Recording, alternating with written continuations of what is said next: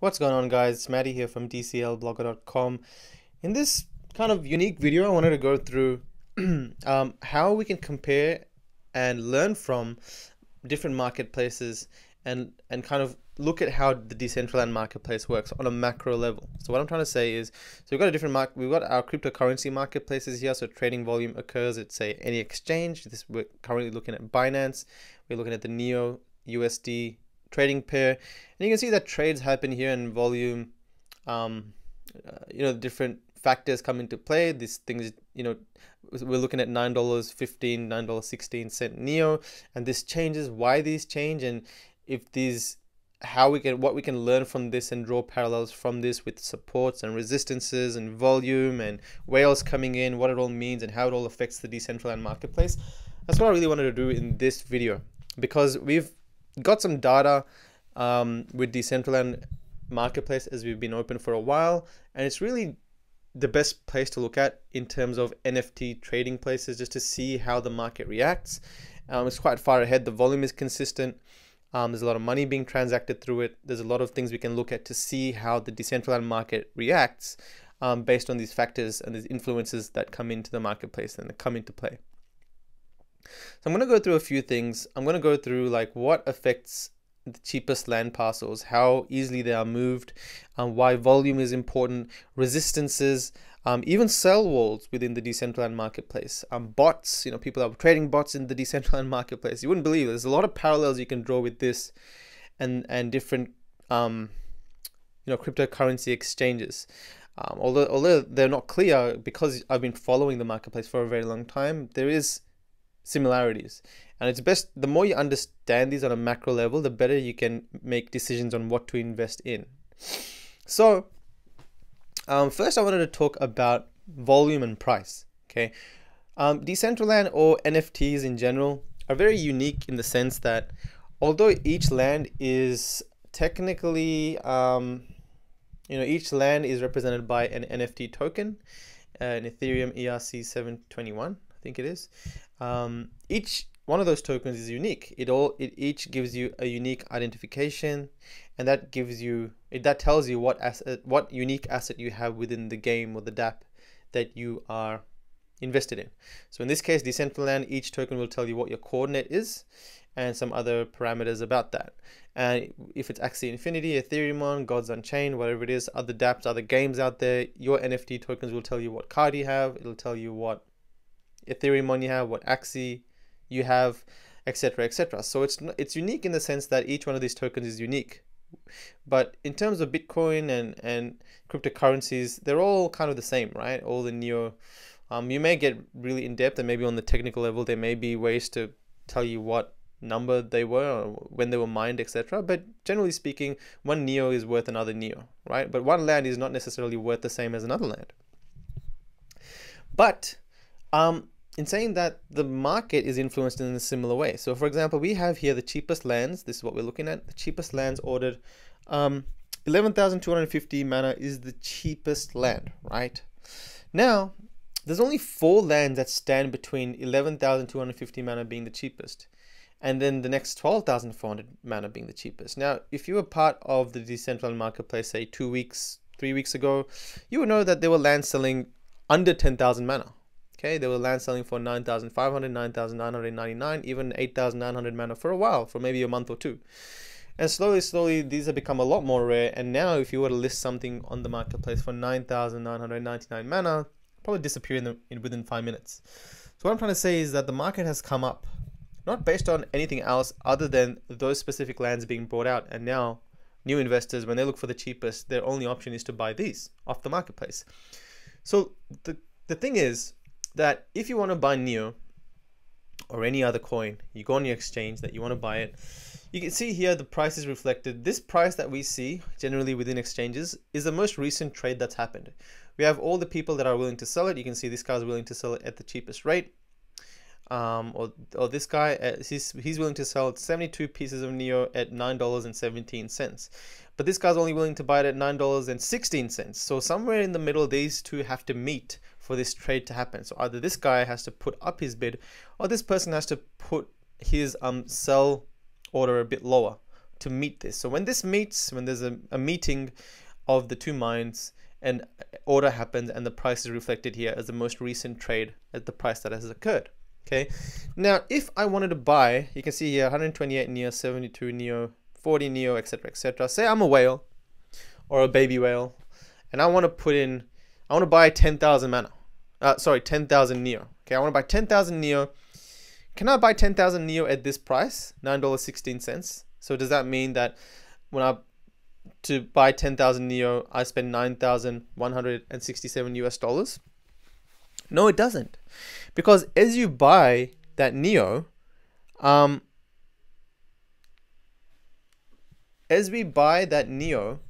what happens is we clear these orders. So we clear all these orders, and our 10,000 neo would be all the way up here. This is probably 4,500 neo. So as we go up, maybe the most expensive piece of neo that we'll buy might be $9.50. Let's just say, hypothetically speaking, it'd be $9.50. Okay, so although we wanted to buy it at a $9.15 level, because we wanted to buy that much, we buy it at $9.50 right at the top. So somewhere in between, that's our average, will be maybe $9.20. But we had to spend more than we initially thought just by looking at this at first glance, because we wanted to buy a lot more. We were a heavy influence in the market. We were a bit of a baby whale. We wanted to come in and buy a lot of neo. Same thing with Decentraland. And it has happened before, and I'm going to go through a bit of a case study going through Nessie, our favorite whale that came in sometime in September and completely blew up the Decentraland marketplace by buying literally all the cheapest land that was out there. He bought all land between 7,900 mana all the way up to 15,000 mana, and suddenly, literally within 2 to 3 days, the cheapest parcel on Decentraland went up from 8,000 mana to 15,000 mana. It was pretty crazy, and he single-handedly pretty much changed the whole dynamic of the marketplace for a good while. So that being said, it works in a similar way. So if a whale of that size wants to come in and say he wants to buy 100 pieces of land, okay, this whale comes in, he wants to buy 100 pieces of land. What's his option? Okay, each page here represents 12 pieces of land. So, 8 pages will give you 96 lands. All right, so let's just keep this in mind that the cheapest land is 11,250 mana. But if we go to page 8 and we pretend that we want to buy the cheapest 100 pieces of land, we go to page 8. Page 8 will have the 96th land. That's the cheapest. So all of these lands, just assume we bought all of these, and now we're on this page. We bought 18,800 mana. That's 96 lands that we bought so far. So 4 more would make it 100. 1, 2, 3, 4. So 19,000 mana. We've effectively moved the market from the cheapest being 11,250 mana to 19,000 mana. Okay, now if we sum all that up, all right, so 15,000 mana, say we take that as an average, 100 pieces of land, it's about 1.5 million mana. Current rate, that's about 45 to 50,000 USD. Okay, that is not that much of money to put into an NFT. It's a lot for the common person, but there are baby whales out there, or whales that are not that rare, that can come in and easily put in 20, 30,000 US dollars on digital land. It's not uncommon. People have put a lot more than that with just single pieces of land, or just estates. And in the auction was very clear in the second auction how many people were out there with really deep pockets willing to put in money. So when Decentraland starts to add or attract its next wave of investors, very quickly can this marketplace be influenced, because the volume is just the liquidity isn't really there. Okay, now the liquidity to supply that for big investors, they really have to move through a lot of the more expensive pieces of land. So very, very quickly, these pieces of land can suddenly be perceived as, you can imagine, if it does go up to 19,000 mana, if someone does take that strategy in mind and buys the cheapest 100 pieces of land, and a new investor comes in and his cheapest option is to buy 19,000 mana, and he's heard that people are going nuts on Decentraland because suddenly the price has gone to 19,000 mana, it's going to be a bit of FOMO that's going to kick in. And that's exactly what's happened last time when Nessie came in, okay, our friendly whale that I mentioned earlier. And I'm going to go through this cool little chart from mydcl.net/stats. And you can see here sometime in September, I think 10th or something, enter Nessie, who came in and literally bought, you can see a parcel count, 130, 140, 71. He kind of started off single-handedly a lot of craziness in the marketplace. And we can look at his wallet. Okay, this is his wallet. Let's go through his wallet.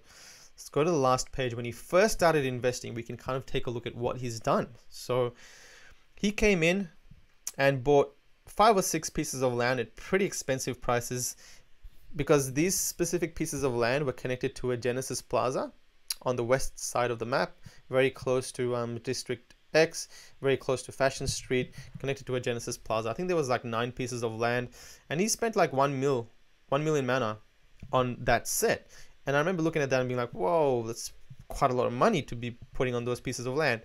And that was his initial strategy. But as he probably got more involved with Decentraland, somewhere within his strategy, he started to want to buy pretty much every cheap land that he could find. So he started to buy. So if you're not familiar with Etherscan, basically this is showing all the transactions that he's made outwards, all the mana that he's spent. So every time it says out, it means that he's bought a land, basically. Not every time, but as long as it's not a big number and it's coming from the same contract. But anyway, yeah, you can see that he's bought all these lands here, but suddenly he started to switch to the cheapest land. So if we keep going down, page 13 out of 14, keep your eye on this number here, 168 days, okay? 168, 167, 166. Just keep going from the cheapest lands. Now, the cheapest lands have gone from 7,999 to somewhere 9,000, 8,999. So slowly they're increasing for him as he keeps buying them. So I think he initially started by buying all the land under 10,000 mana, and suddenly he switched to he just kept going. So he started to buy all the land under 15,000 mana. You can see he kept kind of going. There was some more land that was dumped under 10,000 mana. He bought all that as well, and he kept going all the way to 15,000 mana. All right, so our whale Nessie kind of went crazy with Decentraland and single-handedly pumped up the prices from 7,500 mana all the way up to 15,000 mana. Okay, now that was just one investor with really deep pockets that came in, and his strategy was to do that. And you can see here, when that happened in September, that momentum kind of continued. So a lot of people started to hear about Decentraland, and probably connected up with a lot of tweeting going on, a lot of social activity going on, because this phenomenon that just happened, it was pretty crazy. And then since then, that was a bit of a catalyst, and the market hasn't really been the same since then. You can see before then it was a lot less activity going on, right? And after then, there was so much trading volume going on. We had so many million mana days. You can see sales amount 1.1 mil, 1.7 mil. This is way after Nessie. So Nessie kind of started over here. He came in. There's a lot of days that we're 500,000 mana, 1 million mana. 1 million mana was seen as a lot of money being spent. And look at this, 2.7 million mana, 3 million mana. This kind of went crazy. This is at the end of Jan. So and you can see before here, we was having 100,000 mana, 200,000 mana. We were having a lot of less than 100,000 mana days. Single-handedly, bam, he came in, invested, and yeah, the market hasn't been the same. So what I'm trying to say is that compare this to an exchange where suddenly you have a big green candle, and there's a lot of positive momentum that comes out of that big green candle because there's a lot of buzz around that exchange or that token. Similar kind of thing with Decentraland.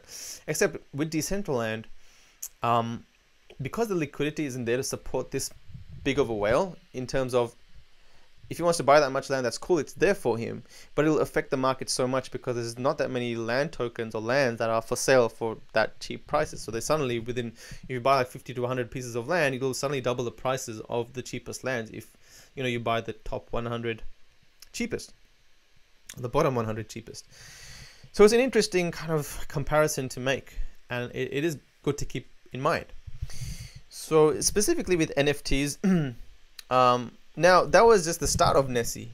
He came in later on and he realized that all he wanted to do was hang on to his estates. So we kind of look at his wallet. You can see that he hung on to his larger estates that he bought.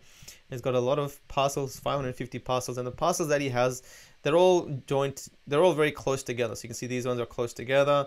It's 20 pieces of land. He just hasn't made an estate from them. So he kind of went on to just keep the lands that he was really interested in, and somewhere along the way, he ended up selling a lot of his land. So if you go to page maybe 8, you can see, yeah, he was still buying, buying over here, a lot of out transactions.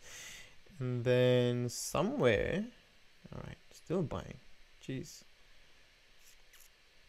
yeah, somewhere he kind of switched and he realized, all right, I just want to keep on to the really good estates that I have and sell all the single parcels of land that are really I bought early on and they're the cheapest. So he started selling. He started selling his cheapest lands, and you can see that the price went from, he started selling them at 13,500, you know, in the 13,000 range, and they were selling pretty well because, you know, back then land was at 15,000 mana the cheapest, and 13,000, 12,800, 10,250, 10,900, suddenly they were back under 10,000 mana because he was selling so much, right? So now he went from buying hundreds of lands to wanting to sell hundreds of lands.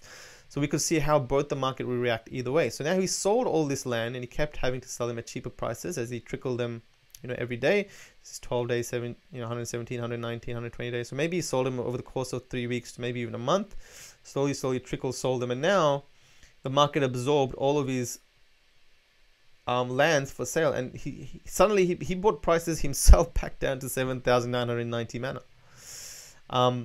It was interesting to see that because it took a lot of supply out of the market and put that supply back into the market. But we're back right now in a position where the market slowly absorbed all of that. They've absorbed all of the lands from the auction. A lot of people bought from the auction wanting to resell. A lot of that land came out and a lot of the market absorbed that. So now all of that, as investors come in and buy their lands and are more long-term investors, more holders rather than people that want to quickly flip, then the liquidity and the supply specifically will decrease. And as supply decreases, the land will go up in value. And that's what we're going for.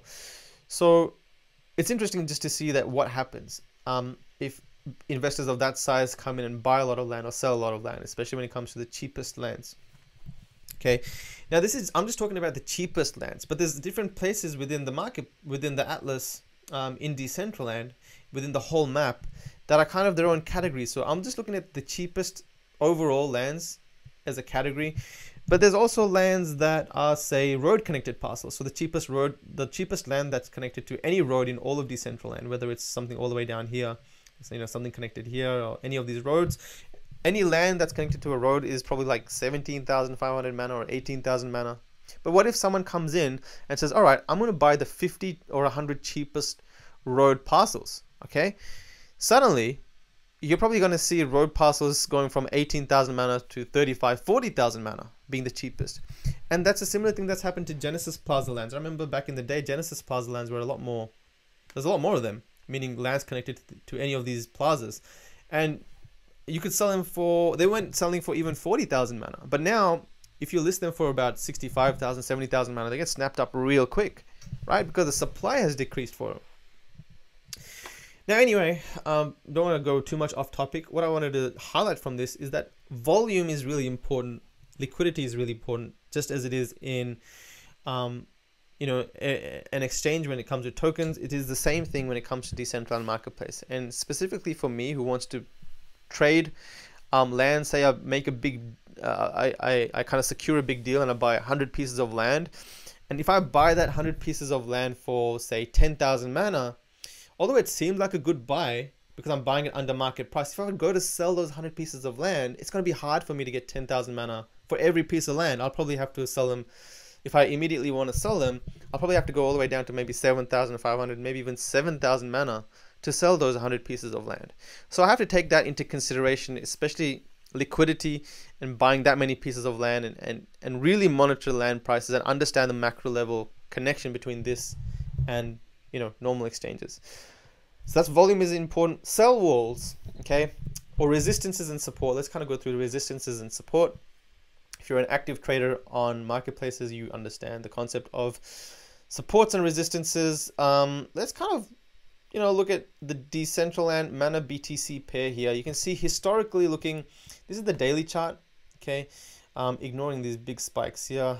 Don't really know what happened there, but you can see here there's a pretty strong support line where whenever Mana has reached this price, it hasn't been able to break it, all right? The support's been very strong here, and many times have we touched it and kind of shot back up. So shot back up there, shot back up here, shot back up here, here, and now we are kind of touching it again. So a lot of traders would look at this and be like, ooh, looks like it's a good time to buy Decentraland.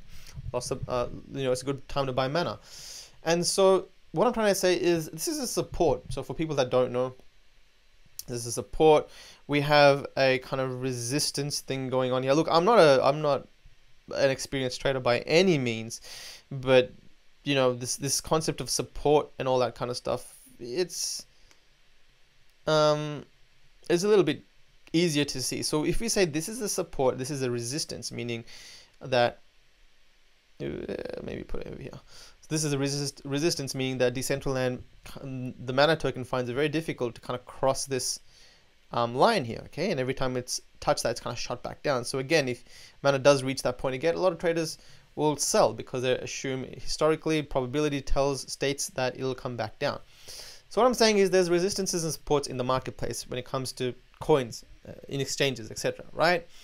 Same thing with Decentraland, in the sense that there's a lot of people waiting on the sidelines that don't want to list their lands, because if they list their land at the moment, they're contributing to, say they have 50 pieces of land they want to sell. Now, if they put 50 pieces of lands for sale for 11,250, that's a big sell wall. That means that those 50 pieces of land have to get all bought up till someone is willing to pay more than that. So what some people do is they'll only list 1 or 2 lands, and as soon as those 2 lands get bought up, and maybe the price reaches 12,500, then they'll start selling some more of the land that they have. So in a sense, it's not an active sell wall, but people have the mentality to start selling as the price increases, just like any marketplace kind of acts, as people want to profit take, right?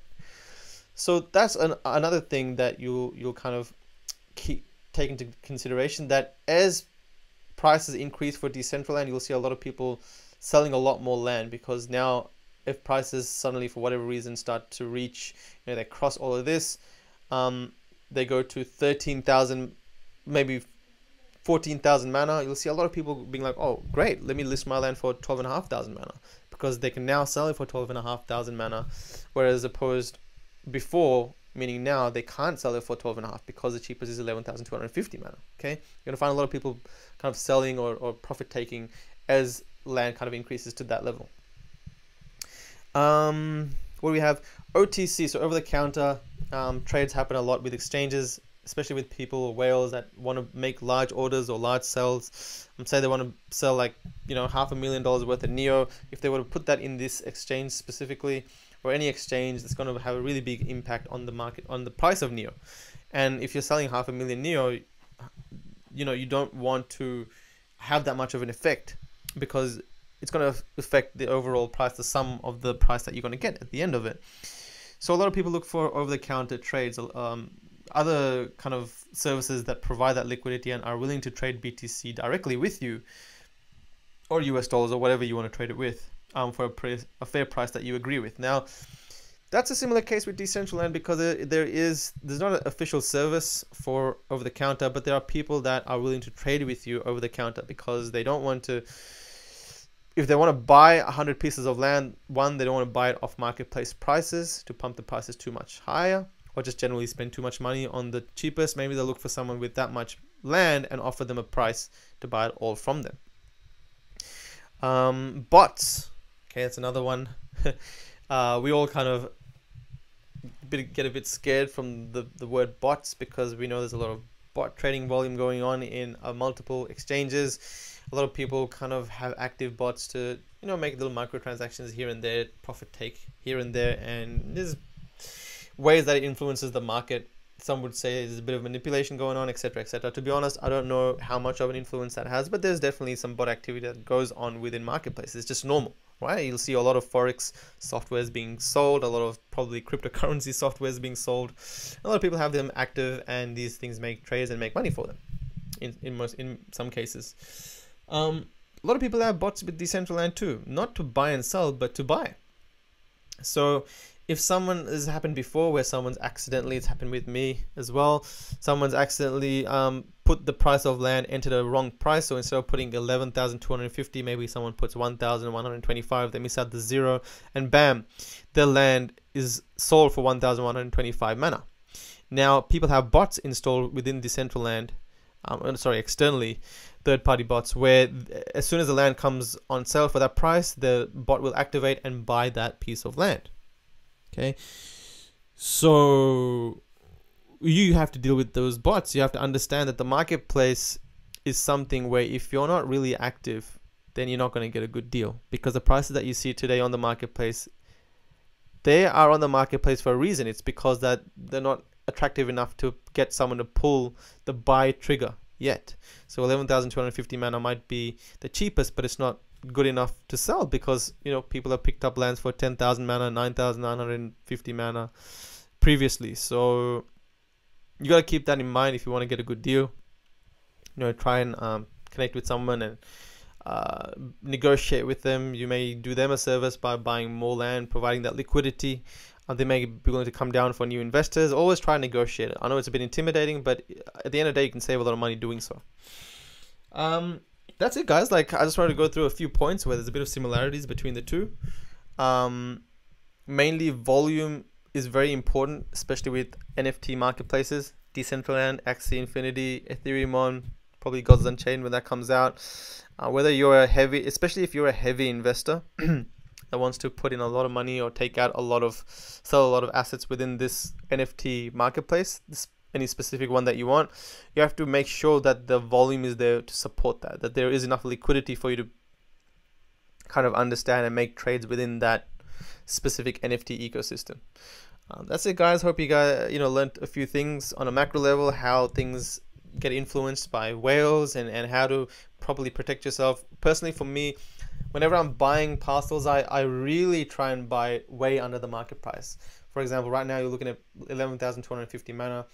I would not buy anything personally for me unless it's under 9,000 mana. And the way I do that is I negotiate with other people. I try and find someone who has 100 pieces of lands that he wants to sell. I'll provide that liquidity to that person and say, look, I'll buy that land for 8,000 to 9,000 mana a piece, because I need to protect myself. I need to protect myself from the market going downwards. Especially someone, a heavy investor in terms of having a lot of land. If I need to sell that land for whatever reason, I have to really understand the risks that come with NFT marketplaces. If you're putting a lot of money in, remember that at some point you'll probably have to take that money out. So you have to understand and make sure that you can pull that money out when the time comes. All right, guys, that's it. Hope you learned some stuff, and let me know if there's anything else that you see parallels with, and share this amongst your communities. And yeah, let me know how you go. I'll see you guys in another video.